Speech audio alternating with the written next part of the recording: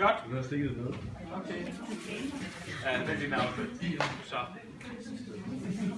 Yes. Godt. Vi kører. Vi kører. Hej. Vi er Fredericia gruppe nummer 1. Jeg hedder Christoffer Andreas Clausen. Jeg går på første årgang, og jeg har biologi som linjefag.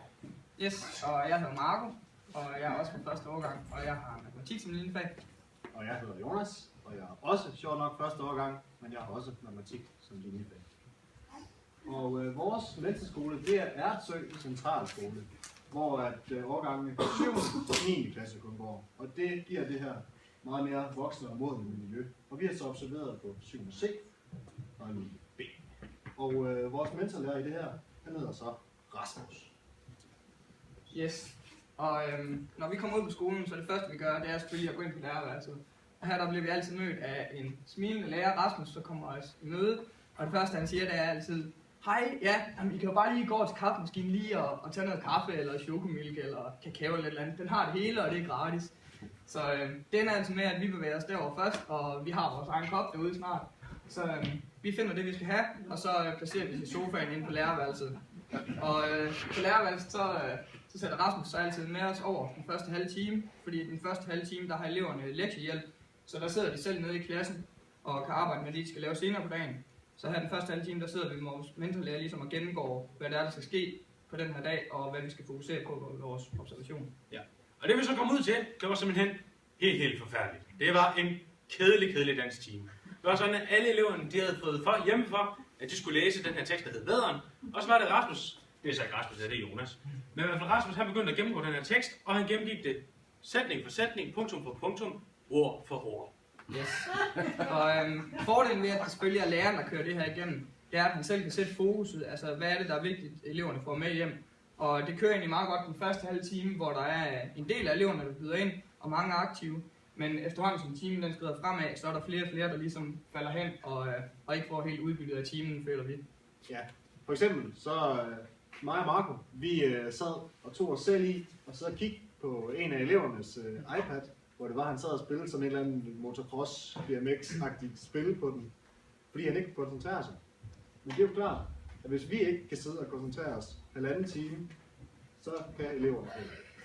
Så det var helt tydeligt, at vi blev nødt til at gøre en aktion. Simpelthen, vi satte os i vores tænkeråd, vi kiggede os dybt hinanden ind i øjnene, og vi tænkte, hvordan skal vi kunne lave en eller anden form for praktisk, musisk innovation her for at øge elevernes indlæring. Og vi kom med alle mulige idéer. Skulle de hoppe på en fod, samtidig med, at de spillede på guitar og sang? Nej, vi fik simpelthen den bedste idé i lang tid.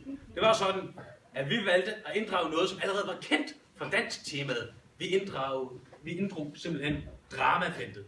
Altså, eleverne skal nu ud og læse teksten, og derved skal de gennemleve selve teksten og spille den foran hinanden. Ja, og det er så også det her, det er det nye, der sker. Det er det her med, at de sidder ikke bare på deres flade og modtager den her undervisning i halvanden time. Nej, nu skal de op og lave noget. De skal op og lave noget praktisk mus. De skal være kreative.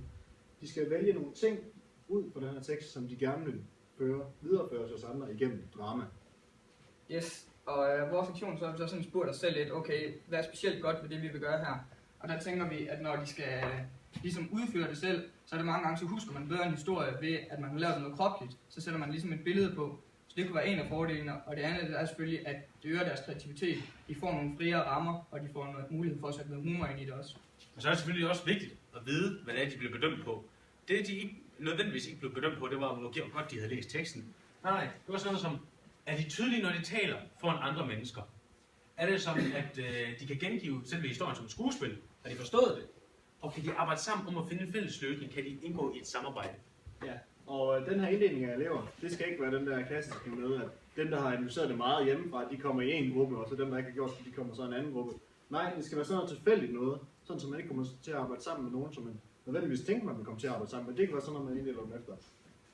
Håndstørrelse, skofarve, skostørrelse, sådan noget.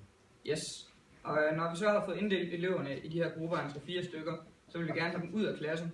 Og fordelen ved den skole, vi var på, det er, at der er ekstremt mange rum nede i gangene, sådan, hvor de kan blive lukket ind og sidde selv.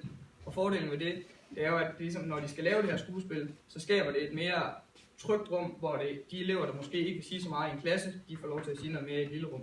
Ja, og så læreren vil selvfølgelig hele tiden stå til rådighed med gode tiltag, fif og nedslagspunkter i teksten, som eleverne de kan arbejde ud fra, hvis det er, at de føler, at de går død, og de ikke rigtig skal finde noget sted, de gerne vil fremvise. Så kan læreren altid til rådighed for at hjælpe dem.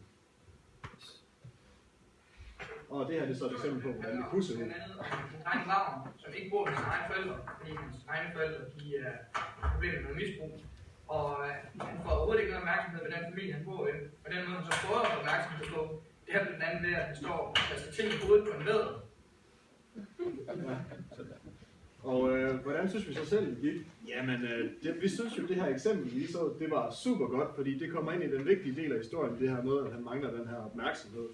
Og så kommer der også det her billede, og det sjove, for folk kan godt se det sjove, at jeg står og kaster med småkager i hovedet på Christoffer, mens han leger rødder med tusser. Og hvad sagde ungerne så? Hvad sagde ungerne så til det, ja?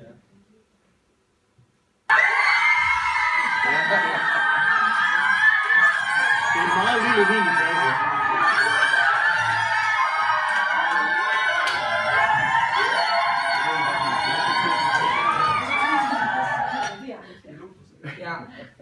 Grunden til, at vi er det her med, det er selvfølgelig fordi, at vi ligesom den anden gruppe heller ikke har haft mulighed for at lave vores aktion, fordi der var temadag på skolen.